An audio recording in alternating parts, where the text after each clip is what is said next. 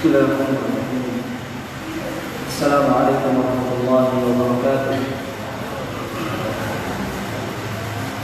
Alhamdulillah ala ihsanihi wa syukru lahu ala taufiqihi wa imtinanihi. Salawatullahi wa salamuhu ala khairi khalqihi wa ala alihi wa ashabihi wa man istanna bi sunnatihi ila yaumil qiyamah. Asyhadu an la ilaha illallah ta'ziman li sya'nihi wa asyhadu anna Muhammadan 'abduhu wa rasuluhu ad-da'i ila ridwanihi. اللهم صل على نبينا محمد وعلى آل محمد. اللهم إنا نسألك علما نافعا ورزقا طيبا وعملا متقبلا. اللهم لا علم لنا إلا ما علمتنا. سبحانك إنك أنت العليم الحكيم. اللهم فقهنا في الدين يا رب العالمين. أما بعد, أيها الأحبة, teman-teman, brothers and sisters yang saya banggakan dan Allah SWT muliakan. Alhamdulillah, sekarang kita sudah mulai memasuki sesi kedua pada ruang live yang malam hari ini. Dan pada malam hari ini, sebagaimana yang Anda katakan, bahwa tadi sesi pertama telah selesai satu bab yang kita bahas tentang waswas syaitan atau permasalahan-permasalahan yang masuk ke dalam hati para pemuda. Dan buat antum mungkin yang baru pertama kali hadir ke majelis ini, majelis ini membahas kitab, yaitu kitabnya Syekh Shalih Al-Utsaimin rahimahullah taala, yang judulnya adalah Min Mushkilatis Syabab, yaitu problematika anak muda, membahas tentang di antara problematika masalah-masalah anak muda. Maka pembahasannya sekarang sudah hampir selesai. 2 bab lagi selesai. Malam hari ini 1 bab selesai, maka pertemuan selanjutnya 1 bab lagi selesai. Alhamdulillah. Dan fawaid yang ada, yang antum dapatkan, tinggal antum amalkan saja. Kita di sini bagi antum yang ahlan bikum, bagi antum yang mungkin baru pertama kali hadir, tinggal mengikuti dan menyesuaikan saja apa yang dibahas pada majelis ini. Dan tanpa mengurangi sedikit pun, antum tidak rugi gitu dalam belajar. Dan dalam menuntut ilmu itu tidak ada kerugian. Ya. Kalau dalam urusan duniawi itu ada ruginya. Tapi kalau dalam urusan ukhrawi atau akhirat itu nggak ada ruginya. Semuanya bernilai kebaikan, bernilai pahala. Selagi niat kita ikhlas karena Allah Jalla wa Ala. Kalau kita niat ikhlas karena Allah, bukan karena siapapun, maka luruskan niat antum ketika duduk di majelis ilmu. Jangan karena teman atau jangan karena demen. 2 masalah anak muda itu. Kalau nggak karena teman, ya karena demen. Maka menuntut ilmu ngaji itu karena Allah Jalla Jalaluhu, bukan karena ada tujuan lain. Bukan karena ada tujuan lain. Barakallahu fikum. Kita melanjutkan malam hari ini materi kita. Bahwa tadi di sesi pertama sedikit kita murajaah ya. Tema kita malam hari ini apa? Berawal dari hati. Tadi di awal sudah dibahas tentang perkara hati, bahwasanya hati adalah perkara yang paling penting dan perkara yang harus kita hati-hati di dalamnya. Sehingga kita mesti tahu bahwasanya kalau hati kita baik berdasarkan hadis. Siapa yang ingat hadis riwayat siapa tadi? Hadis riwayat Bukhari dan Muslim. Hadis keberapa dari 42? Hadis ke-6. Hadis ke-6 dari 42 hadis Arba'in An-Nawawiyah. Kata Nabi SAW di closing hadis ini, Nabi mengatakan apa? Ala fil jasadi mudghah. Sesungguhnya di dalam jasad kita itu ada segumpal daging. Ya. Idza salahat salahal jasadu kullu wa idza fasadat fasadal jasadu kullu ala wahyil qalb. Kalau benar hati kita, atau kalau benar segumpal daging ini, maka benar satu jasad kita, satu tubuh kita. Kalau salah, maka salah semuanya. Dan ketahuilah segumpal daging itu adalah hati. Jadi kalau hati kita baik, satu tubuh kita jadi baik. Hati kita mengarah kepada amal soleh, maka diri kita juga jadi ikut soleh. Makanya sikap kita itu cerminan hati kita. Dalam arti bahwasanya hati kita adalah apa yang kita tampilkan. Output tubuh kita itu berasal dari hati kita. Jadi apa yang kita masukkan ke dalam hati kita, apa yang kita input di dalam hati kita, itu yang akan menjadi output dalam tubuh kita. Jadi kalau salah, kalau rusak hatinya, rusak semuanya. Kalau benar hatinya, benar semuanya. Itulah kenapa kita sebut semua berawal dari hati. Baik buruknya kita berawal dari hati kita. Diterimanya atau tidak ibadah kita itu berawal dari hati kita. Tadi kita katakan niat itu awalnya di mana? Di hati. Para ulama sepakat mahallun niyyah fil qalb.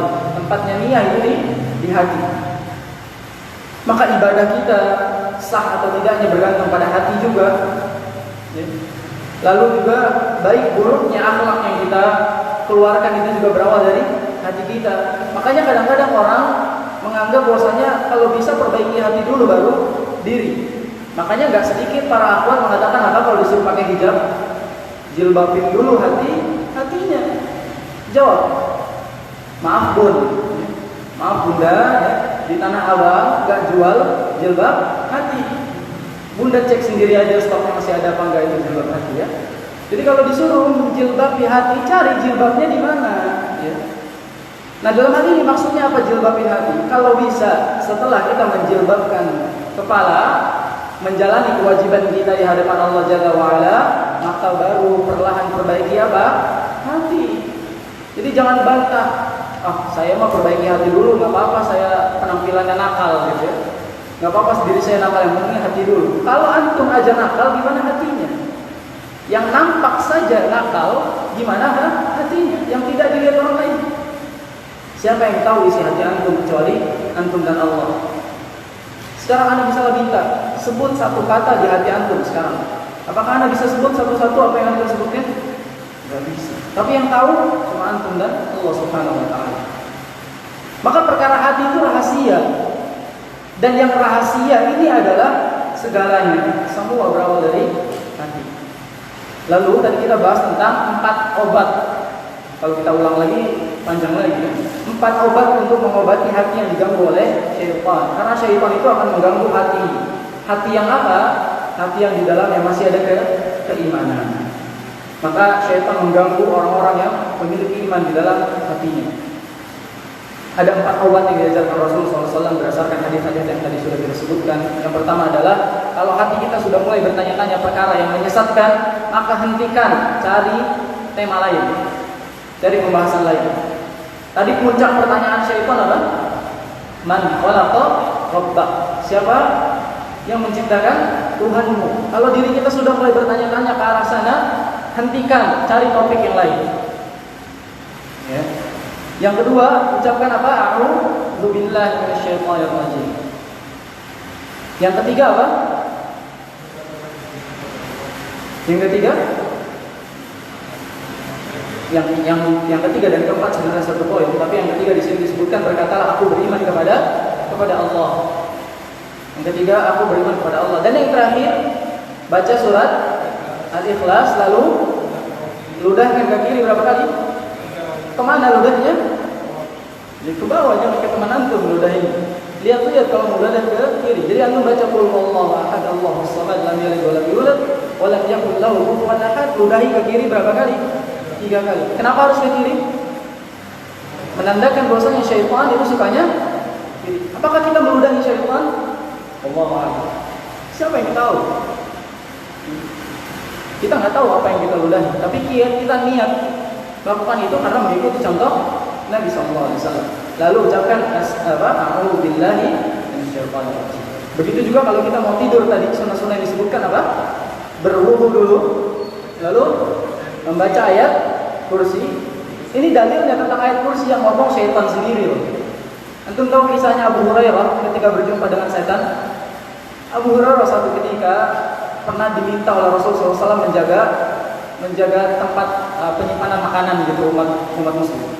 Disuruh jagain, suruh ronda, jaga malam. Satu ketika satu malam datanglah seorang pencuri. Dia nyuri makanan yang ada di sana. Dia curi tapi nggak kelihatan bentuknya, ya kayak orang mau nyuri nggak mungkin dibukakan gitu ya, pasti ditutup. Berkali-kali seperti itu, ditangkap sama Abu Hurairah, ketahuan. Ya. Setelah itu dilepaskan lagi. Ditangkap, dilepaskan lagi, dimaafkan gitu. Ditangkap, dimaafkan. Sampai hari terakhir Udah nggak tahan lagi Abu Hurairah. Cerita Pak Rasul sallallahu alaihi wasallam. Kata Abu Hurairah, "Wahai Rasul, aku semalam kayak gini diceritain." Lalu kata Nabi sallallahu alaihi wasallam, "Tahukah kamu bahwasanya dia adalah setan? Dia adalah syaitan dan nanti malam dia akan datang lagi." Kalau antum jadi Abu Hurairah, nanti malam ronda enggak? Enggak bisa. Ini Rasul udah bilang nih, nanti malam tuh setan datang lagi. Antum mau tiba-tiba ronda? Buru-buru mau ya. Udah beneran setan itu. Dan dalam riwayat ini dipegang sama Abu Hurairah tangannya. Jadi ternyata syaitan itu tatkala menampakkan jasadnya itu bisa dipegang. Kalau mau percaya nanti kalau ada setan nampak ya, bawa sini. Jadi hakikatnya syaitan kalau menampakkan dirinya bisa disentuh. Ini dalilnya. Dan Abu Hurairah pegang tangannya. Kata Abu Hurairah, tangan setan itu kayak tangan atau kayak kaki anjing. Seperti itu bentuknya, kayak kaki anjing dipegang. Kita belum pernah pegang tangan setan, nggak mau juga gitu ya. Mohon maaf, saya udah wudu, jangan pegang setan gitu ya. Saya udah wudu. Maka di sini Abu Hurairah bisa nangkep. Nggak seperti film-film yang dikatakan kalau ada setan diapain? Dipegang lepas gitu hilang bayangan, ditonjok hilang. Itu film merusak akidah kita. Kalau ada setan ditimpuk batu, bisa benjol juga dia. Karena hakikatnya setan yang menampakkan diri dia lagi lemah. Ini kenapa jadi gibahin setan ya? Tema kita nggak lagi gibahin setan. Kita balik lagi ke gara-gara apa kita bahas setan tadi? Gara-gara cara menghindari setan. Itulah tadi. Kalau ketemu setan jangan takut, jangan takut, jangan lari, jangan duduk pingsan. Antum nggak lari tapi pingsan. Jangan takut, karena setan itu persis sifatnya seperti apa? Seperti anjing. Kalau antum takut, dia ngejar. Tapi kalau antum berani, dia juga mundur.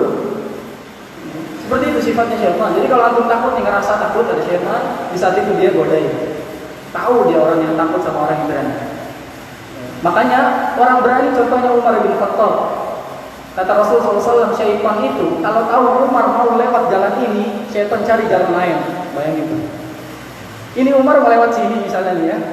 Syaitan cari lain ke sini dia. Pindah, takut sama Umar.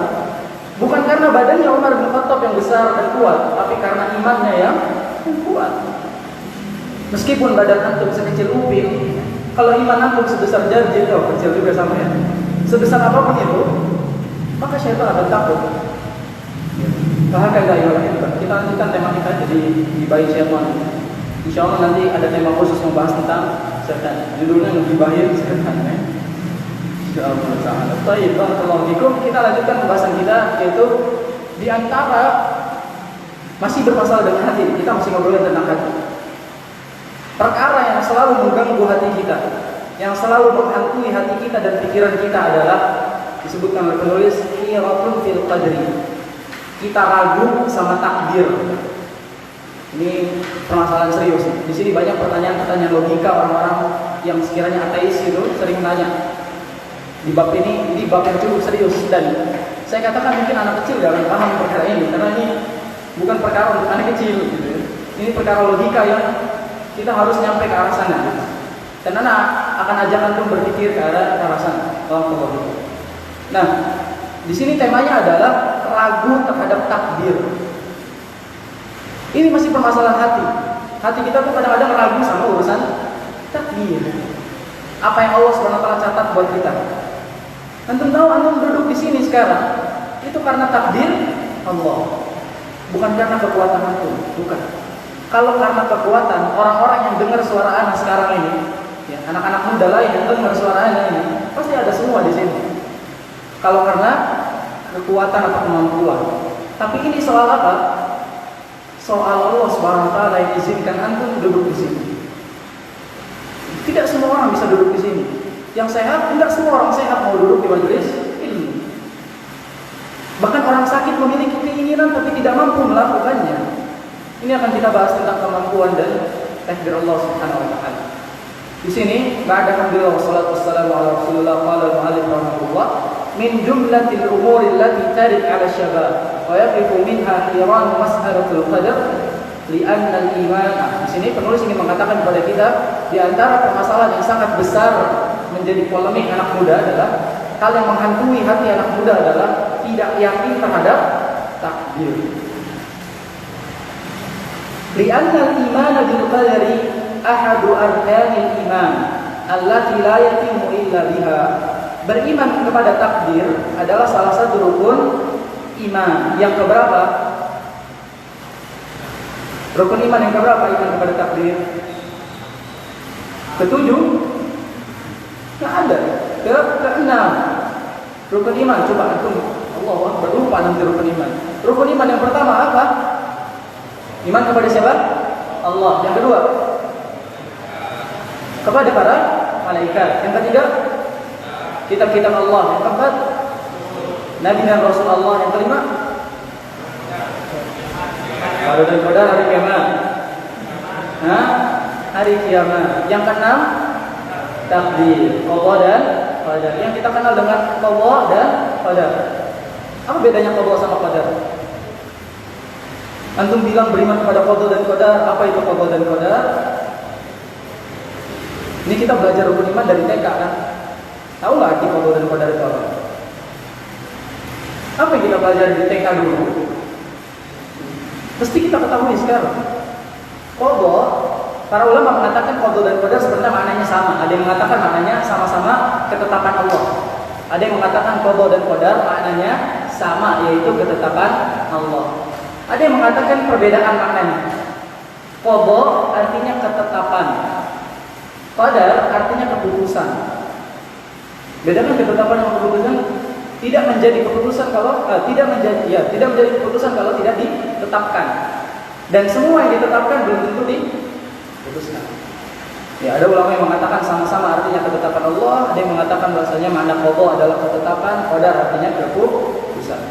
Nah, lalu di sini dikatakan bahwasanya wadzalika bi an yu'mina billahi subhanahu alimun bima yakunu fis samawati wal ardh wa muqaddirun lahu kama qala subhanahu. Hendaknya kita mengimani bahwasanya segala yang terjadi itu atas kehendak Allah, dan kita yakini bahwasanya Allah lebih tahu dari kita. Ini kadang kita sok tahu. Ya, kita harus meyakini bahwasanya Allah lebih tahu tentang perkara dunia dan akhirat, semesta dan seisinya. Sebagaimana firman Allah Subhanahu wa taala, "Alam ta'lam anna Allah ya'lamu ma fis samaa'i wal ardh?" Tidakkah kalian tahu bahwasanya Allah Subhanahu wa taala itu yang mengetahui apa-apa yang ada di langit dan di bumi? Inna dzalika fi kitab. Semua itu telah tercatat di catatan takdir Allah. Inna dzalika 'ala Allah yasir. Dan yang demikian itu mudah sekali bagi Allah. Jadi Allah lebih tahu soal urusan dunia akhirat, apa-apa yang ada di langit termasuk antum penghuninya. Allah lebih tahu dari kita soal apa yang terjadi. Soal 2020 yang seram bagi kita, Allah lebih tahu soal ini dibandingkan kita. Jangan sok tahu. Jangan bilang kenapa sih kok nggak kayak gini aja 2020? Antum siapa? Allah sudah mengatakan di sini, inna dzalika fi kitab. Semua itu telah tercatat di catatan takdir. Apa yang disebut sebagai apa? Lauhul mahfuz, catatan takdir Allah Subhanahu wa taala. Seluruhnya telah tercatat. Dan apa yang terjadi itu pasti ada hikmahnya, karena Allah lebih tahu soal itu. Semua itu mudah bagi Allah. Mudah bagi Allah membuat kejadian jadi nyaman. Mudah bagi Allah buat bencana dan seterusnya. Mudah bagi Allah. Waqad Nabi sallallahu alaihi wasallam 'an tanazu'i wal jidal fil qadar. Nabi sallallahu alaihi wasallam melarang kita berdiskusi, berselisih pendapat soal takdir. Catat. Nabi sallallahu alaihi wasallam melarang kita berdiskusi atau berdebat, berselisih pendapat soal takdir. Nabi melarang kita. Ini alasannya nanti kita tahu. Kenapa Nabi SAW melarang kita soal itu? Fa'an Abi Hurairah radhiyallahu anhu. Ini hadis dari Abu Hurairah radhiyallahu anhu. Qala, ini jawabannya dia. Qala, kharaja alaina Rasulullah sallallahu alaihi wasallam wa nahnu natanaza'u fil qadari fa ghadiba hatta ihmarra wajhahu. Hatta ihmarra wajhuhu. Lihat, Nabi SAW pernah keluar dari rumahnya, lalu menjumpai kami dan kami sedang berselisih pendapat soal takdir, lagi debat soal takdir. Apa sih contoh-contoh debat soal takdir? Misalnya kita berbicara tentang bencana yang terjadi, atau tentang apa yang terjadi di masa yang akan datang. Pokoknya tentang kejadian-kejadian kehidupan ini.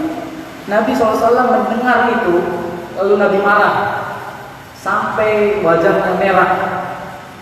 Hatta marra wajhu, sampai merah wajahnya Nabi.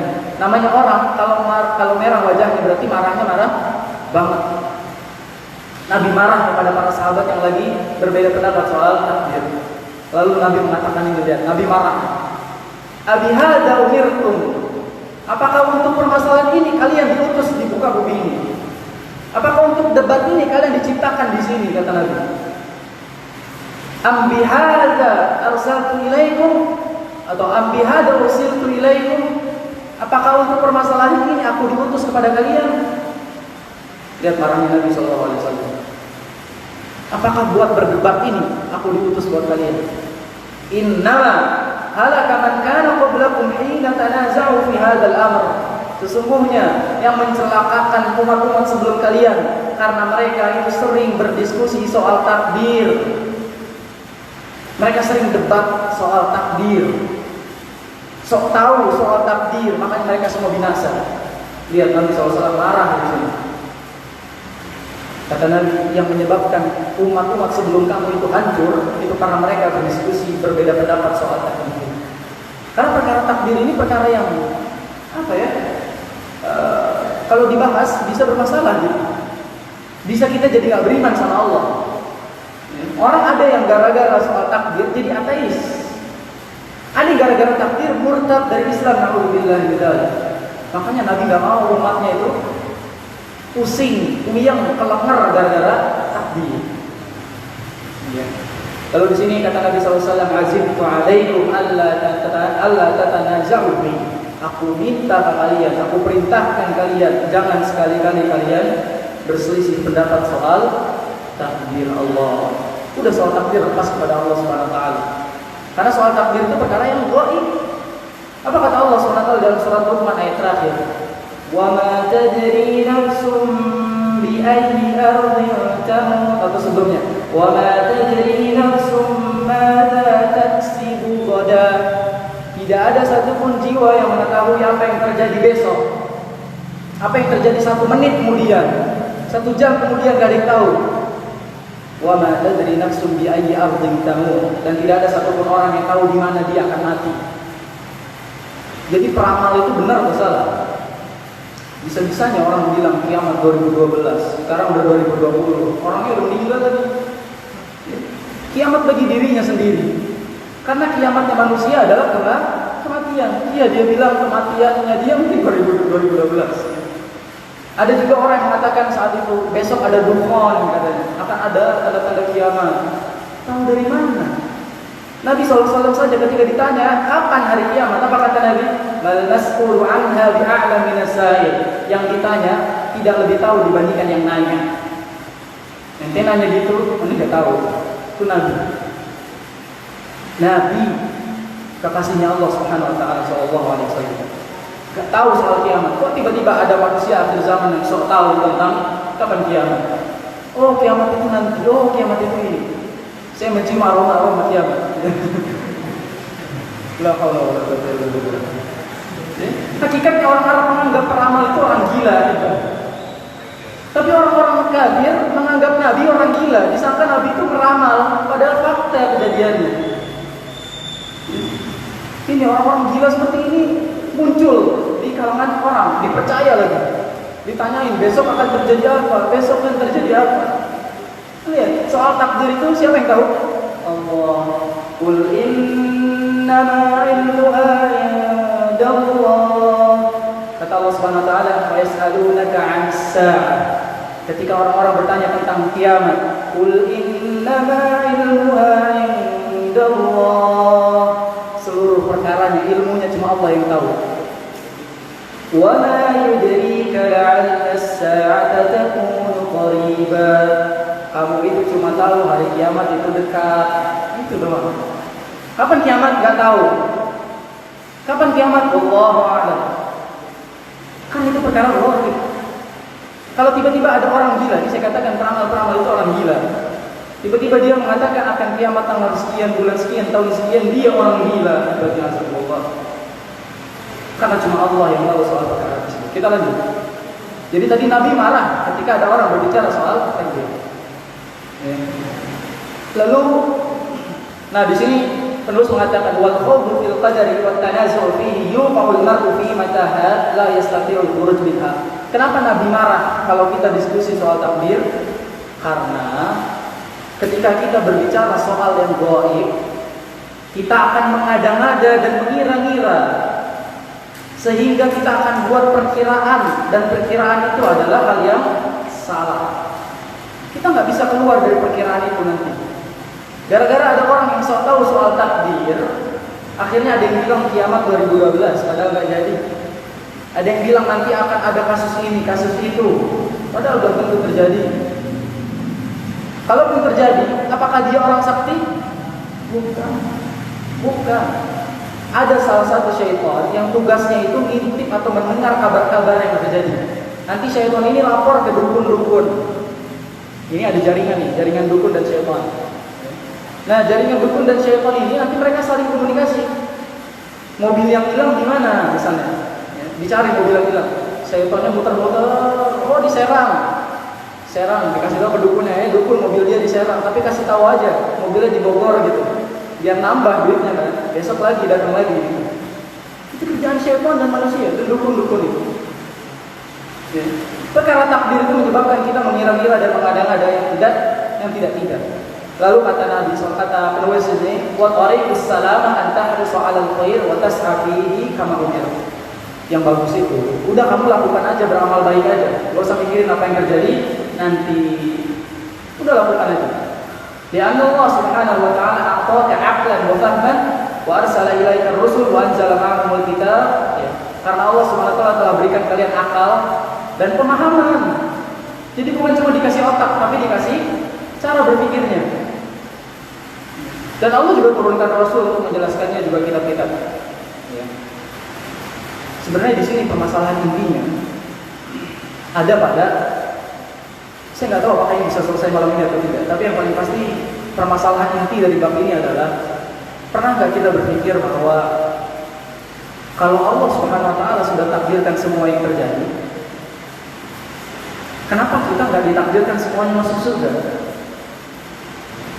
Kalau Allah Subhanahu Wa Taala telah mentakdirkan semua itu terjadi, artinya setiap orang sudah ditandai, ini orang masuk neraka, ini orang masuk surga. Kenapa kita masih disuruh beramal kepada Allah? Pada ujungnya sama. Ini sebenarnya permasalahannya. Ini problematikanya. Pertanyaan-pertanyaan ini sering muncul kan? Ya kalau kalian lihat diskusinya Dr. Zakir Naik misalnya, ini pertanyaan muncul terus kayak gini. Katanya Allah itu tidak adil. Kenapa Allah tidak masukkan kita semua ke dalam surga? Jawabannya simpel katanya. Justru tidak adil kalau semuanya masuk surga, ya enggak? Masa pembunuh masuk surga, pezina masuk surga, sama kayak orang yang sholat, berarti kan nggak adil. Nah disinilah pembahasan tentang takdir menjadi permasalahan yang penting bagi anak muda supaya tidak salah jalan. Ini mungkin pembahasan terakhir yang akan saya bahas. Sisanya dibahas di pekan atau di pertemuan selanjutnya. Nah di sini kata penulis, walamma haddatsan Nabi sallallahu alaihi wasallam ashaban. Nabi sallallahu alaihi wasallam pernah menyampaikan ini kepada sahabatnya. Apa kata Nabi? Bi annahu ma min ahadin illa waqad kutibat illa waqad kataba maq'adahu minal jannah wa maq'adahu minan nar. Kata Nabi SAW, tidak ada salah satu pun di antara kalian kecuali telah tercatat bagi kalian masuk surga atau masuk neraka. Udah pasti. Jadi nama kita simpulan A ini penghuni surga, B penghuni neraka, C penghuni surga. Udah ditetapkan. Lalu para sahabat bertanya sebagaimana kita pasti pengen nanya ini. Para sahabat mengatakan apa? Ya Rasulullah, afala nattakilu ala kitabina wa nada'al amal? Wahai Rasulullah, kalau kayak gitu caranya, kenapa kita nggak santai aja? Kita berpegangan aja pada takdir itu, gak usah ngapa-ngapain, dan kita tinggalkan amal-amalan. Ini yang tadi kita bahas kan.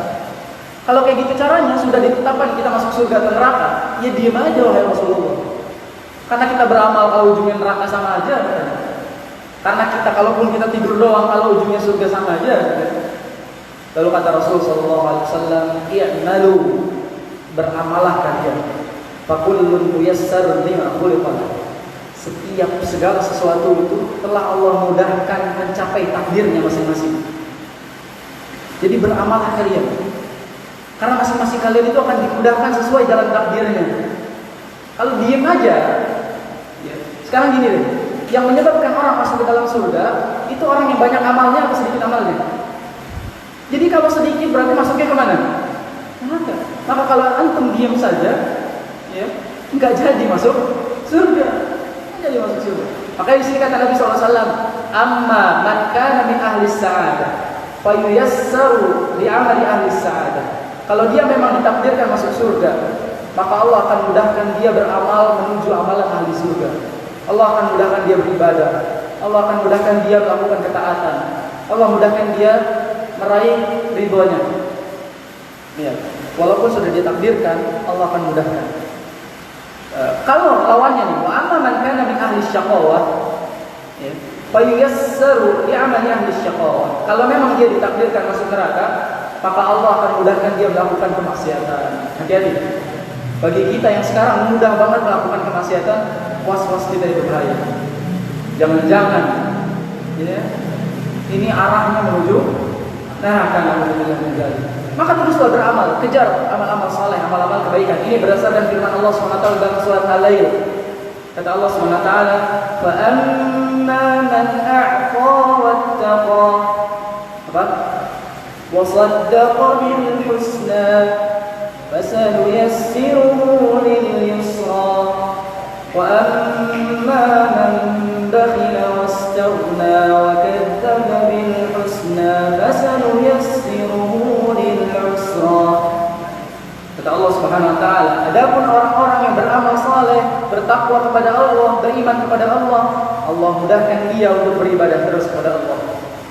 Dan barang siapa yang bakhil, pelit, melakukan keburukan, tidak beriman, tidak bertakwa, maka Allah mudahkan dia juga tapi untuk melakukan kemaksiatan. Idzan antum ala khiyarain. Kalian itu ada di dua pilihan. Pengen jalan yang mana? Menuju surga atau menuju neraka? Pilihan di akhirat itu cuma dua doang, nggak ada pilihan lain. Nggak ada coba-coba seminggu di sini, nggak bisa. Kalau masuk neraka, nanti tempat kembalinya kalau orang-orang beriman itu masuk ke surga. Kalau yang sudah di surga tidak mungkin dipindah ke neraka karena kepenuhan di surga, nggak mungkin. Ya. Makanya di sini kita diperintahkan untuk terus beramal kepada Allah Subhanahu wa taala. Fa'amarahu Nabi sallallahu alaihi wasallam bil amal. Nabi nyuruh kita untuk terus melakukan amal kebaikan. Jangan cuma duduk doang. Sekarang ana arahkan ke arah logika. Antum sekarang lapar nih. Kalau diam doang kenyang enggak? Antum haus, kalau nggak minum hilang enggak hausnya? Antum ngantuk, kalau nggak tidur hilang enggak ngantuknya?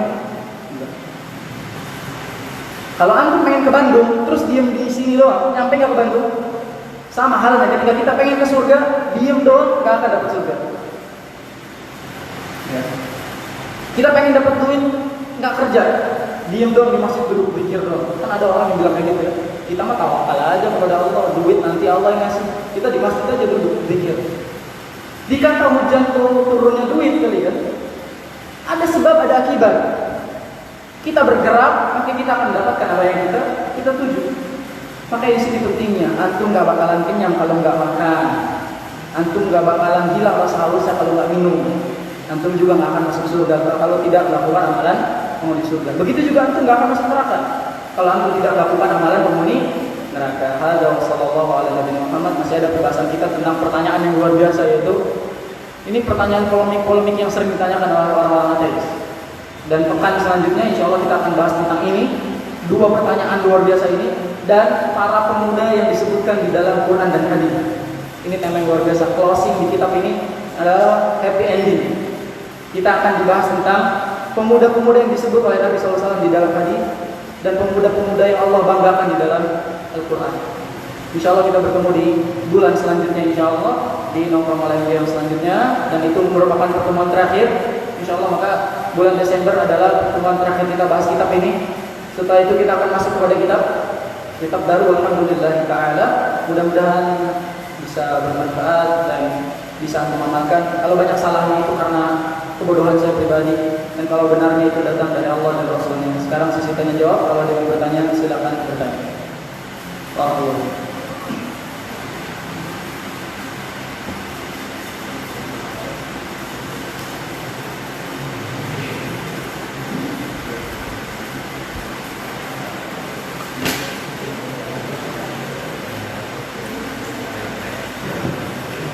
Begitu juga yang lagi di live, kalau ada yang bertanya silakan ditanya.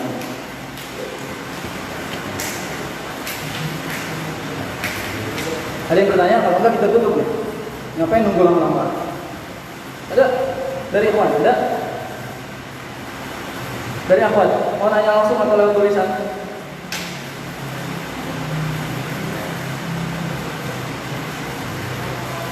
Saya justru senang kalau ada pertanyaan.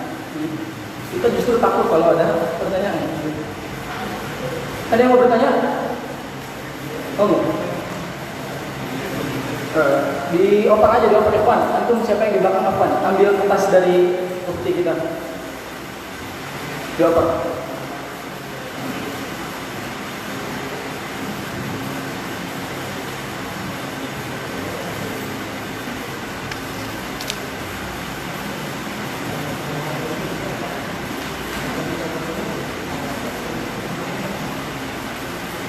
Baik, ini ada pertanyaan. Bukankah takdir itu ada yang bisa diubah dan ada yang tidak bisa diubah? Contohnya seperti apa? Karena hal ini sering susah dibedakan. Itu di sekolah Anda tahu dulu pernah belajar ada takdir apa? Mu'allaq dan takdir mubram. Anda lupa pelajaran itu? Itu pernah dipelajari dulu pas SMP. Mu'allaq dan mubram katanya. Anda nggak tahu itu nama-nama berasal dari mana? Walakin ada takdir yang bisa diubah dan ada takdir yang tidak bisa diubah. Ini sebenarnya berkaitan dengan hadis tadi. I'malu, beramalah kalian, karena kalian akan diarahkan, dimudahkan melakukan apa yang telah ditakdirkan untuk kalian. Menandakan bahwasanya ada takdir yang masih bisa dirubah. Contoh, pinter, itu takdir yang bisa dirubah. Jangan bilang, ini mas saya dari lahir udah bodoh ini. Mau gimana? Enggak gitu. Emang antum pikir Einstein itu pas lahir langsung jago? Enggak. Begitu juga para ilmuwan-ilmuwan lain ketika lahir sama nangis, nggak ada yang baca rumus. Nggak ada. Begitu juga para penghafal Quran, begitu lahir nggak ada yang baca Yasin gitu, nggak ada. Mereka semua lahir dalam keadaan yang sama. Maka ini contoh yang bisa dirubah. Maksudnya dirubah itu karena belum terjadi keputusannya. Nah ini yang tadi kita bedakan anak qadha, anak qadar. Karena belum terjadi masih bisa kita rubah. Ini contoh juga. Sekarang aku pulang ke rumah, jalannya di tengah jalan, di tengah. Antum bisa rubah nggak takdir antum di situ? Bisa, minggir. Itu contohnya. Nah makanya kemarin yang viral itu tentang orang yang duduk di jalan, ditabrak, supirnya disalahin. Yang salah siapa? Duduknya di jalan kayak nggak ada kafe aja, nggak ada bangkuan, duduk di jalan. Nah ini soal takdir juga. Ini yang dikatakan oleh Umar bin Khattab. Kata beliau gini, kita itu bisa pindah dari takdir yang satu ke takdir yang lain. Ini kejadiannya pada saat itu lagi terjadi penyakit wabah taun, bukan covid, tidak ada covid. Taun di zamannya Umar. Saat itu para sahabat pengen berangkat ke Syam, lagi di ujung Saudi ini, pengen ke Yaman. Ya. Udah di ujung pengen keluar. Ya. Terus kata para sahabat yang ada di Syam, dia mengatakan jangan ke Syam. Lagi ada wabah taun di sini. Ini pelajaran kita bisa ambil kisahnya buat kisah kita sekarang. Jangan ke Syam sekarang, pulang lagi aja. Karena di sini lagi ada wabah. Lalu para sahabat berbeda pendapat. Ada yang mengatakan udah kita berangkat aja. Kalau kita nggak ditakdirkan sakit, kita nggak akan sakit. Kata para sahabat gitu. Karena kan imannya kuat gitu ya. Lalu para sahabat lain mengatakan kita pulang, nggak boleh nyari penyakit. Lalu Umar mengatakan gini, kita itu pindah dari takdir Allah yang satu takdir Allah yang lain. Jadi boleh jadi kalau kita masuk ke Syam, kita kena wabah taun.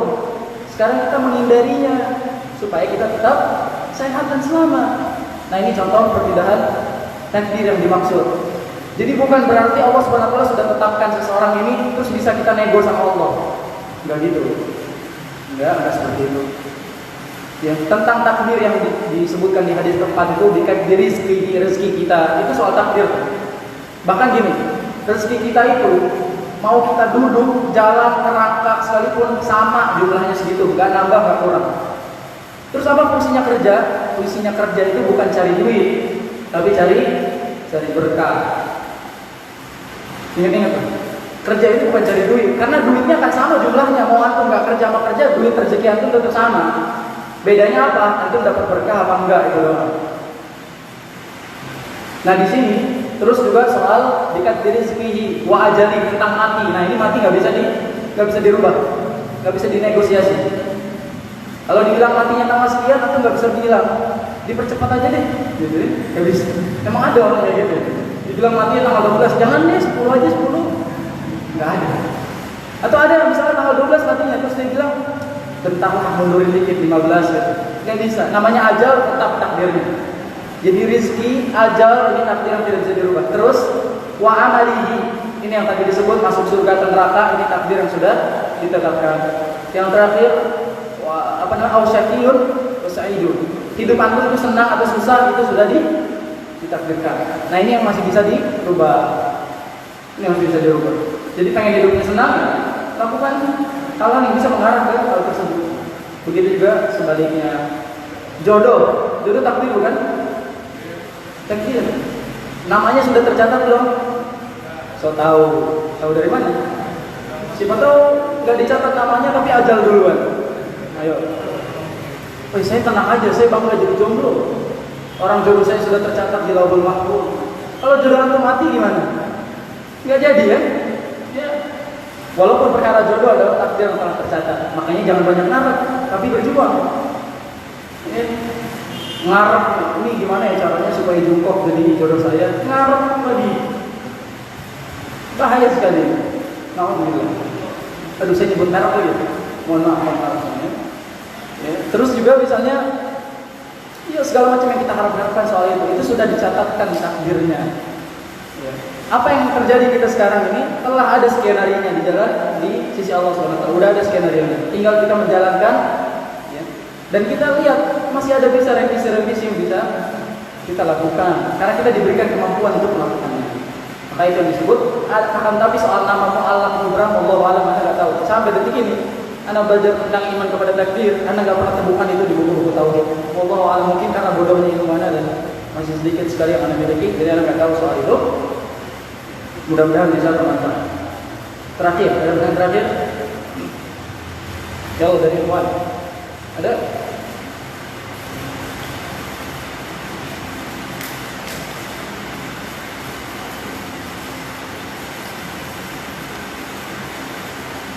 Jadi soal perkara takdir adalah perkara yang gaib, tidak ada seorang yang boleh tahu. Jadi tiba-tiba kalau misalnya si A pulang nabrak tembok benjol, itu takdir. Benjol segitiga kalau V juga takdir. Tergantung takdir. Tapi apakah dia masih bisa merubah proses itu? Bisa kalau tahu bakal nabrak, ya enggak? Tapi kalau nggak tahu bakal nabrak, nggak bisa. Contoh tahu bakal nabrak apa? Lagi jalan tiba-tiba depannya tembok, berarti tahu masih bisa dirubah nggak? Bisa. Jangan bilang udah takdir, jedotin aja. Ini bodoh. Nah ini soal takdir logikanya. Akan takdir gua kejedotin aja lah. Nggak bisa. Ini masih bisa dirubah. Begitu juga orang yang sudah benjol tadi, dia tidak bisa mengubah takdirnya, ya nggak? Ya Allah, kenapa saya benjol di jidat, ya Allah? Ya Allah, kenapa benjolnya nggak sesuai yang saya request? Saya mau tahu apa bentuk yang dibenjol. Tidak bisa seperti itu. Takdir tetaplah takdir dan kita harus menerimanya dengan sabar dan syukur. Kalau baik syukuri, kalau buruk sabari. Orang yang syukur dan sabar tempatnya di mana? Surga. Maka kebaikan bagi orang-orang yang bersyukur dan sabar menerima takdir Allah, dan gak boleh kita keluhkan takdir Allah, gak boleh. Kita mengeluh, kita bilang kenapa saya begini, kenapa hidup ini kayak gini, kenapa 2020 menyeramkan seperti ini, gak boleh. Mengeluh terhadap takdir sama dengan tidak menerima apa yang Allah tetapkan kepada kita. Hati-hati. Maka dengan itu kita tutup. Semoga bisa bermanfaat nongkrong kita malam hari ini. Sampai ketemu di nongkrong yang selanjutnya. Barakallahu fiikum. Kurang lebihnya mohon maaf. Wassalamualaikum. Kita tutup. Subhanakallahumma wa bihamdik, asyhadu an la ilaha illa anta, astaghfiruka wa atubu ilaik.